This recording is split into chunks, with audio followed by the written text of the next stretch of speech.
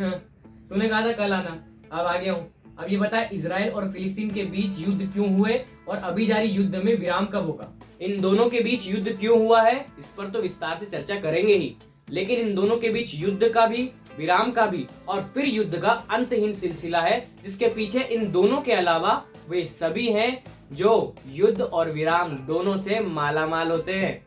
गौर करने वाली बात यह है कि हमास के इस आतंकी हमले के पीछे जियोपॉलिटिकल एंगल भी छिपा है। हाल ही में अमेरिका और सऊदी अरब के बीच होने वाली डिफेंस पैक्ट को लेकर एक रिपोर्ट सामने आई है, जिसमें सऊदी अरब अमेरिका के साथ एक डील को लेकर योजना बना रहा है। इस डिफेंस पैक्ट में इस बात का जिक्र है कि अमेरिका सऊदी अरब की सुरक्षा की गारंटी लेगा, वहीं बदले में सऊदी अरब फिलिस्तीन को लेकर जो मांगे हैं उससे पीछे हट जाएगा। दोनों के बीच तनातनी कब से शुरू हुई, इसके लिए तो हमें समय में काफी पीछे जाना पड़ेगा। सुन, इजराइल और फिलिस्तीन के बीच मतभेद की शुरुआत ओटोमन साम्राज्य के खत्म होने के साथ होती है। ओटोमन साम्राज्य 1922 के समय में समाप्त हुआ था और इस दौरान पूरे यूरोप में राष्ट्रवाद का व्यापक प्रभाव देखा जा रहा था। बहुत से देश थे जो टुकड़ों टुकड़ों में बटे थे, राष्ट्रवाद की लहर इन्हें एक कर रही थी। इटली और जर्मनी जैसे देश भी राष्ट्रवाद के नाम पर एक हो रहे थे और इसका प्रभाव यहूदियों के बीच भी देखने को मिला। राष्ट्रवाद की भावना यहूदी लोगों के बीच भी जगी और उन्हें अपने पवित्र स्थान टेम्पल माउंट या यूं कहें कि हराम अल शरीफ पर दोबारा जाकर बसने की लालसा उठी और फिर यहाँ से जियोनिस्ट आंदोलन की शुरुआत होती है। 19वीं शताब्दी में यहूदियों की यह पवित्र भूमि फलस्तीन नाम से जानी जाती है। उस दौरान पूरे यूरोप में यहूदी बिखरे हुए थे और उनके साथ यूरोप में काफी शोषण होता आया था, लेकिन जियोनिस्ट आंदोलन के दौरान शुरुआत में छोटे स्तर पर यहूदियों का पलायन यूरोप से फिलिस्तीन की ओर हुआ। इसके बाद आता है भैया प्रथम विश्व युद्ध का दौरा। 1917 में बेल्फोर डिक्लेरेशन आया और कई लोगों का मानना है कि बेल्फोर डिक्लेरेशन ही वो प्रमुख वजह थी जिसने इजराइल और फिलिस्तीन मतभेद को जन्म दिया। बेल्फोर डिक्लेरेशन ये क्या है, ध्यान से सुनो और समझो। 1917 में प्रथम विश्व युद्ध के दौरान जब ऑटोमन साम्राज्य हारने की कगार पर था, तब ब्रिटेन के विदेश मंत्री सर आर्थर बेल्फोर ने एक डिक्लेरेशन जारी किया था। इस डिक्लेरेशन में यह पॉइंट आउट किया कि ब्रिटेन यहूदियों को उनकी पवित्र भूमि फिलिस्तीन देगा और वहां पर उनका पुनर्वास करवाएगा। पर ब्रिटेन हमेशा से चालाक था। तब ब्रिटेन ने चुपके से फ्रांस और रूस के साथ साइक्स पिकॉट नाम का एक एग्रीमेंट पर साइन किया। इसके अंतर्गत उसने पूरे मध्य पूर्व को अलग अलग हिस्से में बांट दिया और ये तय किया कि प्रथम विश्व युद्ध की समाप्ति के बाद कौन सा देश किसके हिस्से में जाएगा। इसमें उसने फिलिस्तीन अपने हिस्से में रखा, सीरिया और जॉर्डन फ्रांस को दे दिया गया और तुर्की का कुछ हिस्सा रूस के पास चला गया। एक तरफ ब्रिटेन ने सामूहिक तौर पर कहा कि फिलिस्तीन हम यहूदियों को देंगे, वहीं दूसरी ओर उसने गुपचुप तरीके से साइक्स पिकॉट एग्रीमेंट के तहत यह हिस्सा अपने पास रख लिया। कितना चालाक है। प्रथम विश्व युद्ध खत्म होने के बाद क्या हुआ था? प्रथम विश्व युद्ध के बाद ओटोमन साम्राज्य की हार हो चुकी थी। फिलिस्तीन में ब्रिटिश शासनादेश की शुरुआत होती है। बेल्फोर डिक्लेरेशन के कारण भारी मात्रा में यहूदियों का पलायन फिलिस्तीन में हो रहा था। इस दौरान यहाँ पर यहूदियों की तादाद काफी तेजी से बढ़ रही थी। फिलिस्तीन में जो यहूदी पलायन करके आ रहे थे, उन्होंने अब यहाँ पर जमीन खरीदना भी शुरू कर दिया था।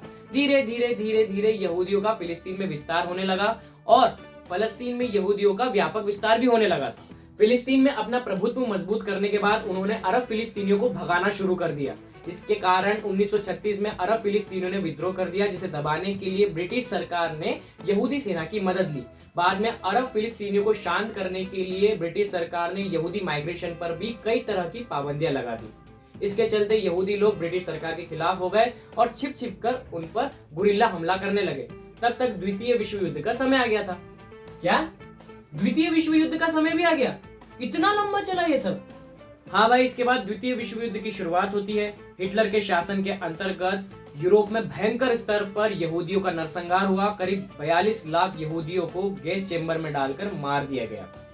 यूरोप में रह रहे यहूदियों को महसूस हुआ कि फिलिस्तीन के अलावा कहीं कोई दूसरी जगह नहीं है जहां पर यहूदी सुरक्षित रह सके। द्वितीय विश्व युद्ध के बाद संयुक्त राष्ट्र संघ अस्तित्व में आता है। वहां दूसरी ओर यहूदी और अरब के लोगों के बीच मतभेद काफी तेजी से बढ़ रहा था। ब्रिटेन इस मसले को हल करने में सक्षम नहीं था, इसलिए उसने इस मसले को संयुक्त राष्ट्र संघ में भेज दिया।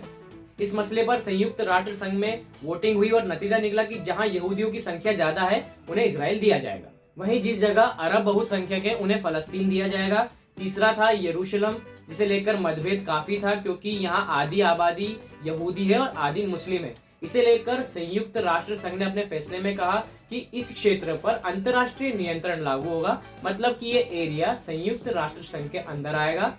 इसके बाद आता है भैया अरब इजराइल युद्ध 1948-1949। अरब भी बीच में कूद गया, वाह। हाँ भाई, सिर्फ तब नहीं बल्कि अभी चल रहे युद्ध में भी अरब देश है। यूएन के इस फैसले के फौरन बाद ही नवनिर्मित इजराइल के पड़ोसी देशों ने इजिप्ट, इराक, सीरिया और जॉर्डन ने उस पर हमला कर दिया, लेकिन इस युद्ध में अपना बचाव करते हुए इजराइल ने इन चारों देशों को मात दे दी। इस लड़ाई के बाद जॉर्डन के पास फिलिस्तीन के पूरे वेस्ट बैंक का नियंत्रण आ गया था और गाजा पट्टी पर इजिप्ट का। वहीं थोड़ी बहुत फिलिस्तीन की जो जगह बची थी उस पर इजराइल ने कब्जा कर लिया। इस युद्ध के बाद फिलिस्तीन का अस्तित्व ना के बराबर हो गया था। इस युद्ध के बाद इजराइल ने फिलिस्तीन के 50% हिस्से पर अपना कब्जा जमा लिया। इस युद्ध के कारण करीब 7 लाख अरब फिलिस्तीनियों को बतौर शरणार्थी अपना देश छोड़कर जाना पड़ा था। अरब इजराइल युद्ध को शांत हुए थोड़ा समय हो चुका था, लग रहा था कि अब सब ठीक चल रहा है, पर बाद में इजिप्ट, सीरिया और जॉर्डन ने 1967 में दोबारा इजराइल पर हमला करने की योजना बनाई। उनके इस हमले से पहले ही इजराइल ने इन तीनों देशों पर हमला बोल दिया। हमले में तीनों देशों को काफी नुकसान पहुंचा।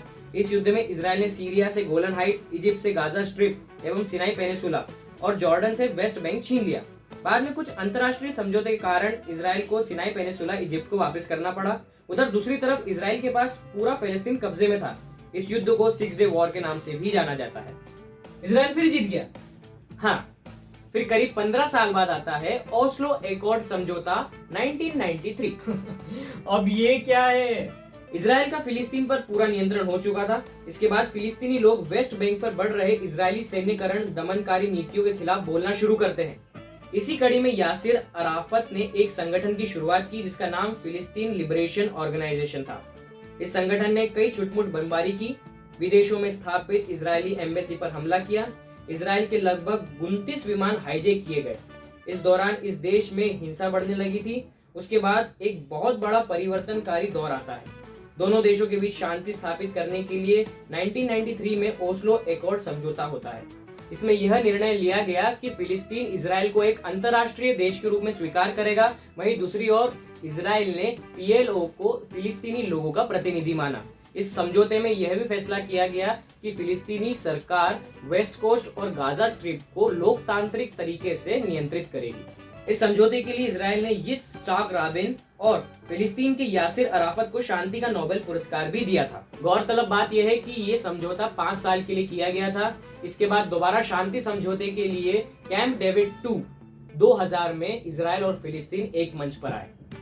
दोनों देशों के बीच इस समझौते में कोई खास सहमति नहीं बन पाई। इसके चलते ये शांति समझौता टूट गया। तब से लेकर आज तक दोनों देशों के बीच किसी मुद्दे पर सहमति नहीं बन पाई है। दोनों देशों के बीच दोबारा मतभेदों की शुरुआत तब होती है जब कैंप डेविड समझौते के फौरन बाद ही इजरायली राष्ट्रपति एहूद बराक फिलिस्तीनी सीमा में 1000 सैनिकों के साथ टेम्पल माउंट पर जाते हैं। इस कारण फिलिस्तीनी लोगों का गुस्सा फिर से फूट पड़ता है। नतीजतन दोबारा हिंसक झड़पों की शुरुआत होती है। ये हिंसक गतिविधियां पहले के मुकाबले कई ज्यादा उग्र हो गई थी। इसमें 1000 यहूदियों की जान गई, वहीं दूसरी ओर 3200 फिलिस्तीनियों को अपनी जान से हाथ धोना पड़ा था। यह घटनाक्रम सन 2000 से लेकर 2005 तक चला था। इसके बाद 2005 में इजराइल ने अपनी नीतियों में कई बड़े बदलाव किए। उसने गाजा से अपने 8000 सैनिकों को हटा दिया। इस पूरी कहानी में हमास कहाँ है? हमास की एंट्री तो अब होती है ना गुरु, ध्यान से सुनो। फिलिस्तीन में हमास राजनीतिक पार्टी की गाजा में एंट्री होती है। वहीं दूसरी ओर पीएलओ से जुड़ी पार्टी फतह हमास को सरकार में लेने से मना कर देती है। इसके बाद 2007 में हमास का पूरी तरह गाजा पर नियंत्रण हो जाता है। इस कारण फतह को वहां से जाना पड़ता है।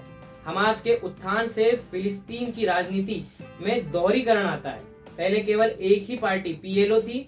फिलिस्तीन में इन दोनों पार्टियों की विचारधारा एक दूसरे से पूरी तरह भिन्न है। इस कारण दोनों देशों के बीच के मतभेद और भी ज्यादा बढ़ गए हैं। हमास गाजा पट्टी में राइट विंग विचारों वाली पार्टी है जिसे अब एक्चुअली में कई देशों में आतंकी संगठन घोषित कर दिया है। उग्र राष्ट्रवाद के नशे में हमास गाजा पट्टी से इजराइल पर खतरनाक रॉकेटों से हमला करता रहता है, जो कि इस बार भी उसने वही किया। इस हमले में इजराइल के कई नागरिकों की जान चली गई है। इस कारण से इजराइल ने गाजा को पूरी तरीके से ब्लॉक कर रखा है। न्यूज के मुताबिक इजराइल का कहना है कि ईरान जैसे देश गाजा में इजिप्ट के रास्ते हथियारों की सप्लाई करते हैं ताकि हमारे देश की अखंडता को तोड़ा जा सके। इजराइल द्वारा गाजा पट्टी ब्लॉक किए जाने से गाजा के हालत दिनों दिन खराब होते जा रहे हैं। बेरोजगारी दर रिकॉर्ड स्तर पर पहुंच चुकी है। बिजली पानी की समस्या काफी ज्यादा है। यही स्थिति आज भी है। हाल ही में अमेरिका इजराइल और फिलिस्तीन के विवाद को सुलझाने के लिए पीस प्लान लेकर आया था। इसे फिलिस्तीन ने अस्वीकार कर दिया है। वहीं अब दोबारा इजराइल और फिलिस्तीन के बीच हिंसक झड़पें हो रही हैं। इस बार फिलिस्तीन का कहना है कि वह एक स्वतंत्र देश बनकर ही रहेगा।